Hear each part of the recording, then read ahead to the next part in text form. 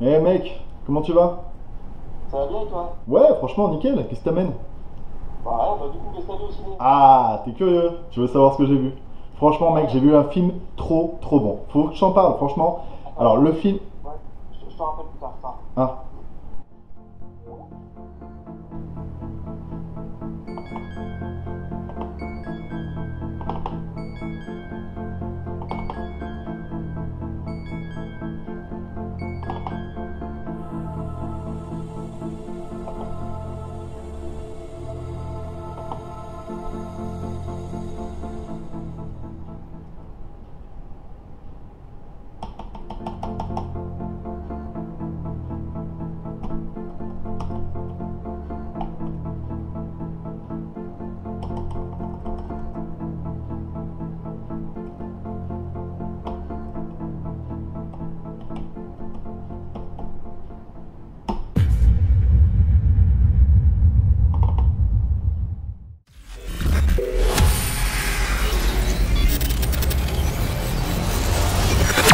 Salut à tous. Il faut absolument que vous alliez voir Searching au cinéma. Il le faut car c'est un film qui sera très peu vu, mais ceux qui vont le voir vont l'aimer. Dans ma salle, on était 3, et c'est pas normal. Parce que ce film est bon. Searching est un thriller américain. Il nous raconte l'histoire d'un père de famille qui va mener l'enquête pour retrouver sa fille qui du jour au lendemain ne donne plus de nouvelles.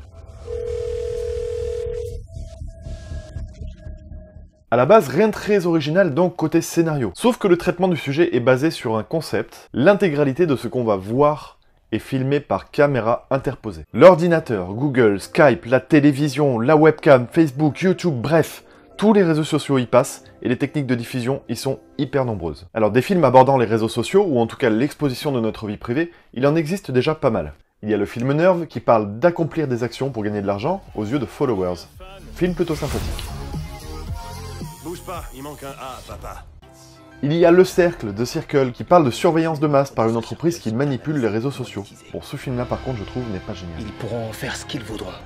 Il y a Action ou Vérité, une bonne grosse bouse qui est censée traiter l'exposition de nos vies privées et également utilise le filtre Snapchat pour créer un peu d'horreur complètement bidon. Et il y a le film Friend Request qui lui aussi est une belle grosse bouse. Ce film est plutôt concentré sur Facebook et de l'exposition de nos vies privées qui en dépend. Mais si ces films incluaient les réseaux sociaux au sein d'une mise en scène plutôt classique, c'est le film Unfriended qui se rapproche le plus du concept de Searching, en proposant un slasher via Skype plutôt sympathique.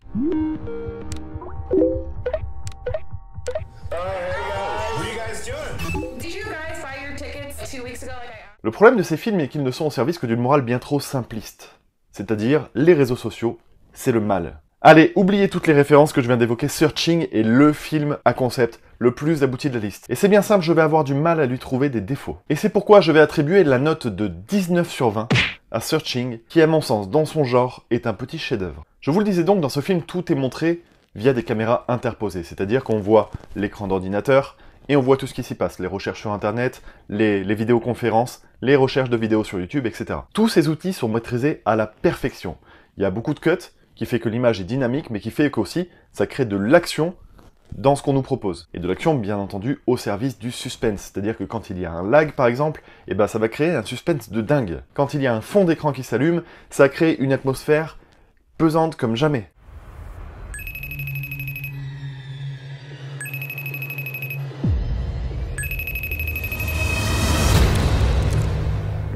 Toute cette réalisation est vraiment menée de façon moderne et de façon intelligente. L'intrigue, et c'est là où je pense que c'est le gros tour de force de ce film, ne présente franchement pas d'erreur. Il y a une réelle subtilité dans l'écriture, il y a des retournements de situation, il y a des choses qui sont évoquées sans forcément être montrées. Je pense par exemple, et ne vous inquiétez pas, ce n'est pas du spoil, mais si on veut montrer le décès d'une personne, qui est à l'hôpital par exemple, eh ben on va mettre un planning avec le jour de retour de cette personne à la maison.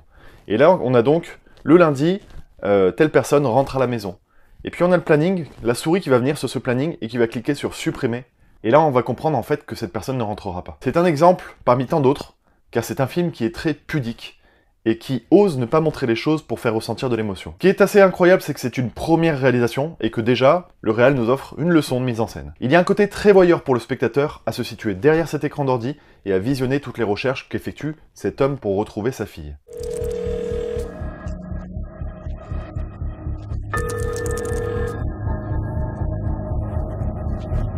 on est en immersion totale. C'est un espèce de huis clos quelque part, parce qu'on se ressent renfermé dans ces écrans, on a l'impression de ne pas pouvoir s'y échapper. D'ailleurs, l'action, elle, ne s'y échappe pas. Donc c'est très oppressant et ça fonctionne, c'est vraiment...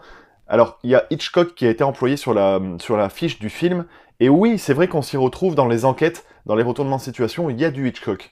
Par contre, dans la réal, c'est vraiment tout autre chose, c'est quelque chose de très novateur, très mature. Pour un premier film, c'est assez hallucinant. Les messages dans ce film sont très nombreux, et sont là aussi hyper bien traités, et chacun de façon égale, à part entière. Le film parle par exemple du dialogue compliqué entre un parent et un enfant, car bien entendu, on ne connaît pas réellement ses enfants, chacun a un jardin secret, et un jour, peut-être que si on a accès à ce jardin secret, on va se dire, tiens, on ne connaît pas cette personne. Le film traite du deuil et le fait vraiment très bien.